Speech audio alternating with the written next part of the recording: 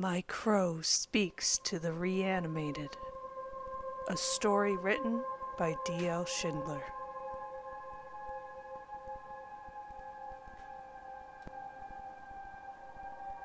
Midnight brought a fog. This crept in silence through the open window, covering their sleeping faces. Then it sank like dripping liquid to the floor below and behaved like a normal fog. That is when the fog crept closer and closer to Corey. Corey gave one loud squawk.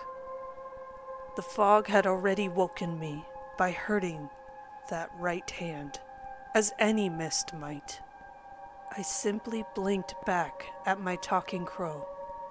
I looked back at the presence. I recalled that I had seen the monkey destroyed, but it had scattered. It reminded me now of the way folk had moved in the darkness. It was hard to think of them and not fear the treachery of the shadows all around us. When the monkey blew up, it left those sticks everywhere, and we kept them in a jar that had vanished. Had it died or escaped? I had wondered that. I stared then at the nightmare presence in the darkness, the thing with the suffocating fog. I trembled in horror, knowing that it might attack if it became aware I was awake and watching it. Then it left. I quickly went to Isidore and checked her to make sure she was all right. She was. She woke up in a sweat, shaking, she said. I had a bad dream, and her eyes were wide with terror. That is something that I cannot protect you from while you're with me, I told her. She looked at me, and I could see the look of disbelief in my imagination. In the dark, I realized she had given me that look before, and I liked it. I kinda loved her already. I changed my approach and said as reassuringly as I could, I am here, holding your hand. You are awake now. You are safe. It cannot harm you or the baby. You are safe. I told her quietly and softly, over and over, while I held her hand. She eventually fell back asleep after she relaxed. I looked up nervously, wondering if it would return this very night to feed some more. I shuddered in despair, believing that this was only the first of its raids. It would come to feed again, untethered from the chiming monkey doll. Now it would come and go as it pleased. I jumped, startled, as a loud ringing signaled from the phone of Detective Winters. He didn't wake up. I had to get up and go wake him. Isidore had woken back up. Come here, that was nice. Do it again, she asked nicely with a smile in the dark. It was just to calm you, I refused. I went to my bed and got some sleep. We need to get going. Your girlfriend can stay here and sleep. This one, yeah, let's go now. Detective Winters got me up. I got up and went to the car, holding Corey. Corey kept clicking something in Corvin that translates roughly into, hold me and keep me warm, or else I will say there is a nighthawk, because it is night, and you will have to hold me and keep me warm. Which, due to its idiomatic nature, was actually just a kind of empty whirring noise and a few clicks in the context of me holding him. We sat in the car while Detective Winters read something on his phone and smoked outside. When he got in, he asked me, ever hear of Dinny Ganat? A professor, a doctor, I'm not sure which one it is. Seems to be both. He's actually a doctor of more than one thing. Anyway, have you heard of him? He sounded scared. No, I said. All right, let's go. Detective Winters sighed apprehensively. We arrived at Delfriar Asylum as the sun was rising behind it, It stood like some kind of medieval castle, rather than a mental health facility. The place always gave me the creeps. Detective Winters looked at me, noticing my facial hair was coming back already. He pointed to the white streak from the howl of the beast. I looked in the mirror, and it matched my hair. That is when I realized that the white feather on Corey had appeared at the same time as the streak in my hair, and my beard too, apparently. Be careful, I told him. I will be right back. This guy is scary beyond any reconciliation. You think those creatures gave us nightmares? Man, after the trial, the judge was found overdosed and performing autoerotic asphyxiation. He was so shaken by what happened that the poor man's heart gave out a week later. Sounds scary. I will be glad to wait out here, I nodded. All right, I am going in now. I am going to have an interview with Dini Ganat. No reason to be alarmed or scared. Just a conversation. He can't hurt me. Going in there now. Detective Winters went into Delfryer, crunching nervously across the gravel. He'll be fine, I told Corey. Will he? Corey had listened to the whole thing, observed Detective Winters' fear. My bird also knew Detective Winters was a brave man, so seeing him afraid added context to the subject of his fears. I said, Will he? And you haven't answered. You might have answered. Corey chastised me for making his concerns grow. How should I know? I asked, and looked away so he wouldn't see my smirk. He squinted and saw my smirk in the reflection of the glass. He made an outraged noise, just by clearing his throat sharply. My lord, you are mocking me by using the kind of phrase that I have used, when I did not want to gamble with an answer, Corey accused me. Am not, I taught him. We chatted like that, alone at last, until Detective Winters came back. He looked pale and uncomfortable. Did you meet Dini Ganat or got a flu shot? I asked. Corey let out a series of clicks that were his second most hilarious laugh. It is funny because so many people are afraid of needles. Corey pecked at me ridiculously. No, just one person is. It isn't that funny, I advised my bird. My lord tells the best jokes. Corey hopped up onto my lap for the ride. I noticed we were not going back to the hotel. I sighed and realized it was going to be a long day.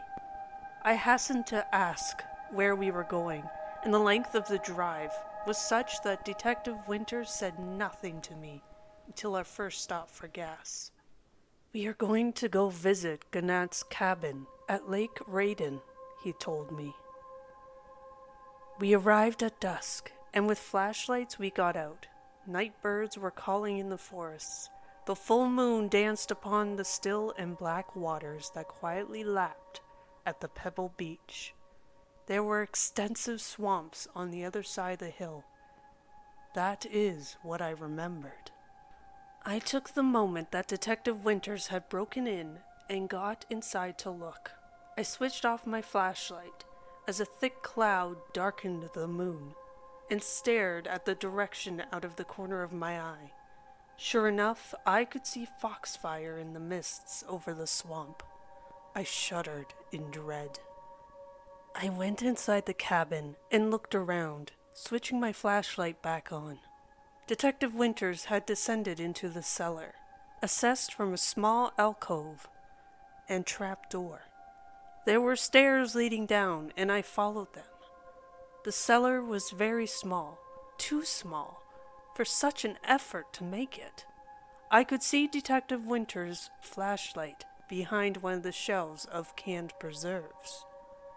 I went to the end of the shelf and found a narrow passage started from behind it. The rest of the cellar was laid out, filled with cardboard boxes and old parts of heavy machinery of some kind.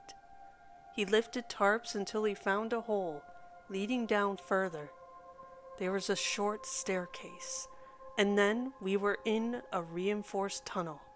This led to a series of chambers that were made from buried shipping crates. It was Gnat's secret laboratory. The sad mummy of a monkey and the blown remains of a pig sat forgotten in cages.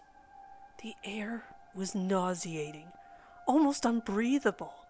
We went into the next chamber and found it was filled with tables and equipment, glass bottles, microscopes, a centrifuge, and other equipment I had no recognition of. We entered the next chamber and found more shelves with jars filled with preserved things. These were not pears and jam and mushrooms, though. These jars held mutated body parts, deformed and unborn creatures I did not recognize. And in some were eyeballs and other organs. They just sat in jars filled with what I was guessing was formaldehyde. I was disgusted and horrified by what I saw, and the revulsion was a kind of primal fear, a fear of such an affront to nature. The last chamber was Gnat's secret office. Stacks of notebooks, a very large computer, a safe with the door open, and his desk, all sat in dustless silence. Detective Winters went to the safe and took up 3 large syringes with rubber caps on them filled with green phosphorescent liquid. I have to give him one of these. That's the deal, he told me. You can't, I protested. I was very shocked and horrified that Detective Winters would honor such an arrangement. I followed him back out, thinking about how I did not really know this man very well. I couldn't believe that he would do such a thing. Fear surged in my heart, realizing I was at his mercy, and I still had no idea what he was finally capable of. Knowing he would give one of those syringes to Gnat made me fear and despise Detective Winters. We drove all night back to civilization. Our next stop was the state hospital. Detective Winters took me to a room where our victim was in a coma, alive on life support. She isn't going to make it, Dr. Arfu told us. She was waiting for the victim to expire. Then she would declare her dead. Then we got here just in time. Detective Winters produced one of the syringes from his jacket. The girl in the coma flatlined. Dr. Arfu went over to her and heard Detective Winters ask her to wait a moment. She stepped back, unhappy with the situation. I wasn't happy either, afraid of what I was about to witness. I'd brought Corey into the hospital, and Dr. Arfu noticed him and frowned about that as well. Detective Winters put the needle into her IV and injected the green stuff. The serum flowed into her arm through the tube as he adjusted the flow. Her eyes opened, entirely black, like shark's eyes. Startled, I took a step back. "You're alive," Corey told her. "Speak." "Killed me. Did this to me. The 3 of them. From the last house I walked by. All eyes of blue, under the statue of Mott." Her voice spoke from her dried lips from beyond death. She was certainly dead, yet the green stuff had revived her. After a few moments, she stiffened, and her eyes rolled back, and her jaws clamped down, severing her tongue. 11:50. I heard the trembling Dr. Arfu state as we left. "I want you to get the arrest warrants. It's the same ones you wanted. She gave a clear enough statement to me before she died." Detective Winters called his boss. His boss was saying something. "Never mind that. She went on record. Already sent you the video. Are we leaving? I stopped when he stopped outside. I shuddered at what he had done, afraid of the sinister engagement. Yeah, just gotta catch my breath. I don't know what to think. I feel crazy, Detective Winters confessed. Gnat's serum reanimated her for a few minutes, and she gave you a description of her attackers. I tried to make it sound okay. My head was spinning, fear of what I had seen gripping my thoughts, reversing them. Then I staggered away and threw up. I don't recall the drive back to the hotel. I just woke with my head near Isidore. She was eating something and watching television. For a moment, the fear rose back up, and I worried she might be eating one of the aborted monsters in Gnat's lab, or maybe even our baby. It was just ice cream, though. I politely declined a spoonful. Not hungry? She asked with a mouthful of Rocky Road. I noticed there were pizza boxes stacked on the fridge. No, I love you, I told her, looking Isidore in the eye. I meant it. I didn't want to be anywhere else. It was all death and horror out there. So sweet.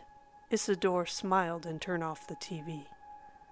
As she lay down beside me, licking the spoon, I tried not to think about where Detective Winters had gone after he dropped me off.